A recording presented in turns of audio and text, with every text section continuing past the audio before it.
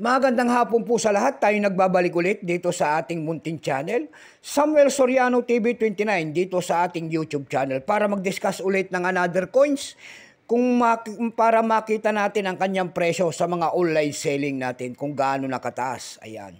Magandang hapon po sa ating mga subscriber kung saan kayong dako ng mundo po. Keep safe po sa lahat and God bless. Maraming salamat po sa lahat ng ating mga subscriber dyan. Thank you so much.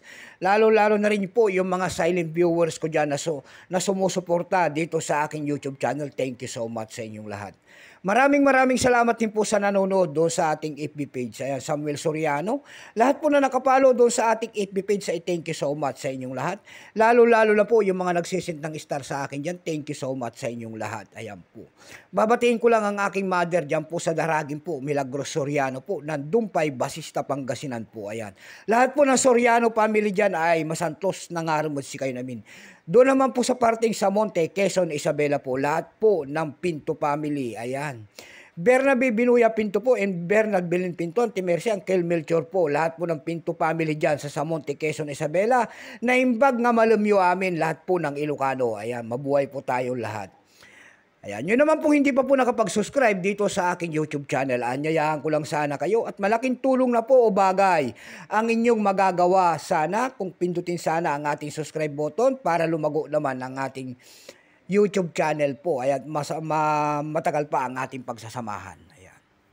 Meron naman tayong pag-uusapang barya guys at ito po ay barya po ng France. Ayan. Ito po ay 50 franc. Ayan, baka mayroon kayong mga ganito, mga barya. Ayan, willing tayong bilhin. Bultuan po ang bilhin natin sa mga ganito mga world coins. At hindi pa ito kamahalan. Ayan. Mura pa po baka mamaya sabihin nyo mahal na naman. Pero tignan natin kung magkano na ang kanyang presyo. Ayan. Kilalanin mo muna natin siya bago natin maibigay ang kanyang presyo sa mga online selling. Ayan. Issue niya may France, period, Fourth Republic, 1946 hanggang 1958. Value nito, type nito standard circulation coins. Value nito, years nito ay 1950 hanggang 1958. Ayan, nalilito na. Value po 50 franc po, France. Currency franc 1795 hanggang 1959. Composition niyan ay copper, aluminum, may bigat lamang 8 grams. May haba namang 27 mm. May kapal po naman itong 2.44 mm. Hugis po bilog. Orientation niyan ay coin alignment. Ayan. Itinigil naman ang paggamit sa barya na ito ng France noong August 3, 1966. Number N-712. Reference number F-425. Dalawang variety po ang ginawa sa barya na hawak natin.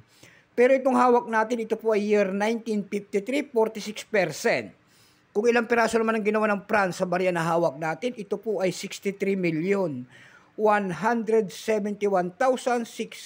piraso po.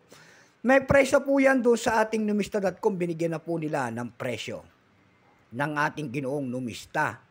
Yung kanyang fine ay 30 pesos na. Yung kanyang very fine, 57. Extra fine ay 84. Almost ang circulated ay 230 pesos.